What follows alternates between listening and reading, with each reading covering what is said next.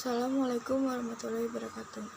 Perkenalkan, nama saya Sapnika Saputri, saya dari Universitas Nasional jurusan Sastra Jepang. Di sini saya akan mempresentasikan tugas linguistik saya, yaitu analisis fungsi Yoshito dalam buku cerita pendek Terazura Gitsune karya Kubo Takashite. Pengertian Joshi. Joshi berperan penting dalam sebuah kalimat bahasa Jepang, yaitu sebagai penghubung antara satu kata dengan kata lainnya dalam kalimat ataupun dalam penekanan dan nuansa tertentu pada kata. Joshi termasuk dalam Fuzokugo, yaitu kata imbuhan atau kata yang tidak dapat berdiri sendiri. Oleh karena itu, dalam penggunaannya harus dipasangkan dengan kata lain agar menjadi sebuah kalimat yang bermakna. Dikatakan juga bahwa Joshi termasuk Fuzokugo yang dapat digunakan sebagai penghubung antar kata dan menambah arti kata tersebut. Beberapa fungsi Joshi dalam bahasa Jepang, yaitu sebagai penghubung antar kata atau klausa dalam sebuah kalimat, penekanan atau nuansa tertentu pada kata tidak berubah bentuk bila muncul dalam sebuah kalimat, terbagi dalam beberapa kelompok berdasarkan fungsi dan peletakannya dalam sebuah kalimat. Salah satu Joshi yang berfungsi dan penggunaannya bervariatif adalah Joshito. Fungsi Joshito dalam penggunaan kalimat bahasa Jepang bermacam-macam. Penggolongan fungsi yang bervariatif pada Joshito tersebut dianalisis dalam penelitian ini. Sebuah kalimat tidak akan terbentuk dengan baik tanpa kata bantu Joshito. Dengan penggunaan kata bantu Joshi yang tepat dalam sebuah kalimat akan dihasilkan kalimat yang baik dan bermakna serta mudah untuk dipahami. Joshito berfungsi sebagai penghubung antar dua klausa yang berbeda. Di sini saya menganalisis dua data. Data pertama yaitu Sujino Ojisanga Isebao Shitemashito Hitorino Samurai ga Haitekimashita, yang artinya ketika kakek sedang menunggu kedainya, datang seorang samurai.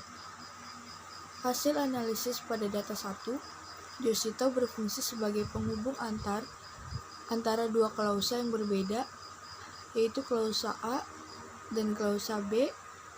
Klausa A terdapat pada kalimat Sujino Ojisanga Misebao Shitemashito. Itu terdapat di klausa A, yang artinya ketika kakek sedang menunggu kedainya.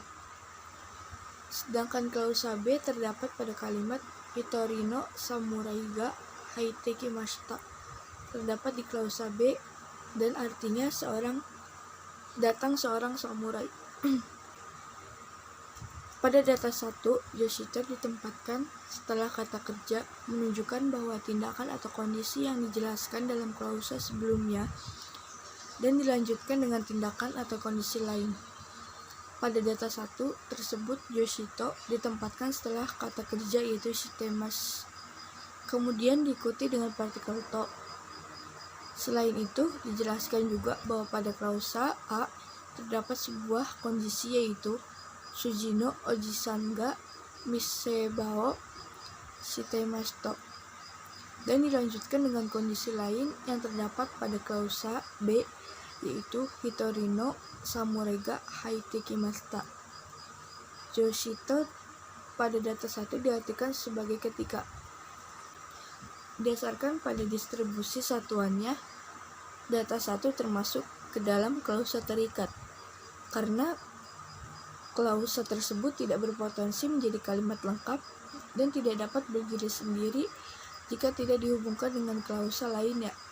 Berdasarkan fungsinya, klausa data 1 terdiri dari subjek dan objek. Subjek yang terdapat pada klausa A yaitu Sujino Ojisanga sedangkan klausa B terdapat pada Hitorino Samuraiga. Sedangkan objek terdapat pada klausa A, yaitu misebao, yang merupakan objek dari verba, yaitu sitemash. Berdasarkan strukturnya, klausa pada data 1 termasuk ke dalam klausa verbal, karena baik klausa A maupun klausa B terdapat ke dalam klausa yang predikatnya verba. Pada klausa A, predikatnya terdapat pada sitemash, sedangkan klausa B terdapat pada haitekimashita. Pada data 1, berdasarkan unsur kalimat, dapat dibagi menjadi kategori, fungsi, dan berperan terdapat dalam pembentukan kalimat tersebut. Hasil analisis sintaksisnya yaitu Sujino Ojisanga itu nomina, misebao sitemashito itu verba, Hitorino Samuraiga itu nomina, haitekimashita itu verba. Berdasarkan struktur pada data 1 termasuk dalam kalimat yang terdapat unsur predikat atau yosogubon, karena dalam kalimat tersebut baik dalam klausa A maupun klausa B terdiri dari verba. Predikat terdapat pada klausa A yaitu sitemashito, dan pada klausa B yaitu haitekimashita. Pada data 1 tersebut, peristiwa terjadi waktu lampau, dibuktikan dengan predikat yang terdapat pada klausa B yaitu haitekimashita, yang terdapat menunjukkan bahwa predikat tersebut adalah jenis predikat bentuk lampau ditandai dengan akhiran ta, merupakan salah satu ciri dari bentuk lampau. Berdasarkan jenis kata yang menjadi predikatnya pada data 1 termasuk ke dalam kalimat verbal ataupun doushibun, yaitu kalimat verbal transitif, karena kalimat tersebut berpola SOP. Subjek pada kalimat tersebut yaitu terdapat Sujino Ojisanga dan Hitorino Samuraiga. Objek misebao dan predikatnya terdapat sitemashito dan haitekimashita. Berdasarkan jumlah klausanya, setsu pada data 1 termasuk dalam fukubun atau kalimat majemuk, karena pada data 1 terdiri dari 2 klausa, yaitu klausa A dan klausa B, dan pada tiap klausa hanya terdiri dari satu predikat dalam satu kejadian.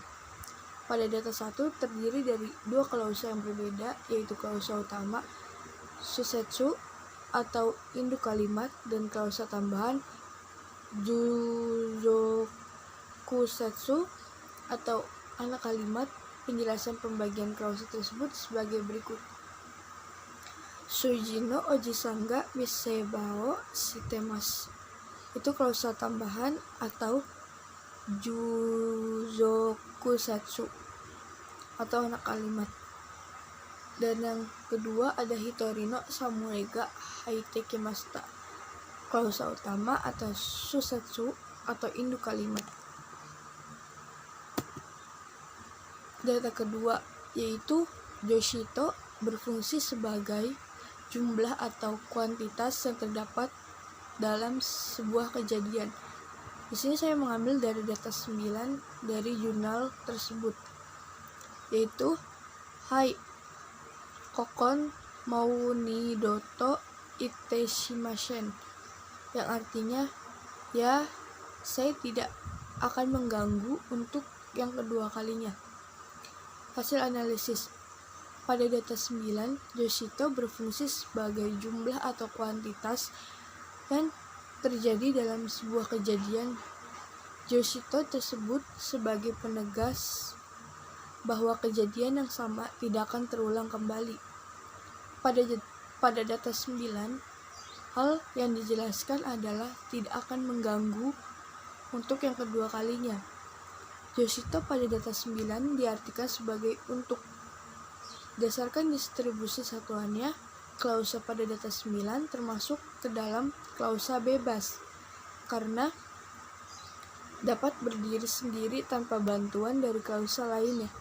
Berdasarkan fungsinya, klausa pada data 9 terdiri dari klausa keterangan, yaitu Moni, Doto. Berdasarkan strukturnya, klausa tersebut termasuk ke dalam klausa verbal karena predikatnya terdiri dari verba yang terletak pada itashimasen. Pada data 9, berdasarkan unsur kalimat, dapat dibagi menjadi kategori, fungsi, dan berperan yang terdapat dalam pembentukan kalimat tersebut.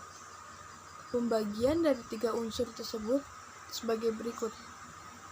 Kategori sintaksis, yaitu ada hai, kokon, konkon, moinidoto, sitamasen. Itamasen yaitu verba. Dan yang kedua ada fungsi sintaksis. Hai, konkon itu modifikasi, mounidoto itu keterangan, itemasennya predikat. Yang ketiga ada peran sintaksis. Hai, kokon, moinidoto, itemasen. Berdasarkan strukturnya, pada kalimat data 9 termasuk dalam kalimat yang terdapat unsur predikat jusogobun. Predikat yang terdapat pada data 9 tersebut terdapat pada itemasen. Berdasarkan jenis kata yang menjadi predikatnya pada data 9 termasuk dalam kalimat verbal intransitif, karena pada kalimat tersebut tidak terdapat objek, tetapi terdapat predikat, yaitu itemasen. Berdasarkan jumlah klausanya atau setsu, data 9 termasuk ke dalam tambun atau kalimat tunggal, karena hanya terdiri dari satu klausa dan satu informasi, yaitu bahwa tidak akan mengganggu untuk kedua kalinya. Kesimpulannya yaitu berdasarkan kesamaan dari Yoshito yang terdapat dalam buku cerita pendek Itarazura Gitsune karya Kubo Takeshi tersebut, penulis menyimpulkan bahwa terdapat 10 fungsi Yoshito yang berbeda-beda. Fungsi Yoshito pertama yang terdapat pada penelitian tersebut adalah sebagai penghubung antar dua klausa yang berbeda. Fungsi Yoshito yang kedua yaitu pengenalan sebuah frasa dalam sebuah kutipan. Fungsi Yoshito yang ketiga sebagai keterangan sebuah kata benda. Fungsi Yoshito yang keempat yaitu sebagai partikel kutipan. Fungsi Yoshito yang kelima yaitu sebuah pengenalan sebuah klausa. Fungsi Yoshito yang keenam yaitu sebagai tanda bahwa pembicara melakukan tindakan secara bersama-sama dengan subjek yang ditandai. Fungsi Yoshito yang ketujuh yaitu sebagai keterangan kata kerja dan terdapat sebuah kondisi. Fungsi Yoshito yang kedelapan sebagai peniruan kata keterangan sebuah otomatope. Fungsi Yoshito yang kesembilan yaitu sebagai jumlah atau kuantitas yang terjadi pada sebuah kejadian. Sedangkan fungsi Yoshito yang terakhir yaitu ke-10 sebagai penghubung dua nomina. Berikut hasil presentasi saya. Bila ada kesalahan, mohon maaf. Assalamualaikum warahmatullahi wabarakatuh.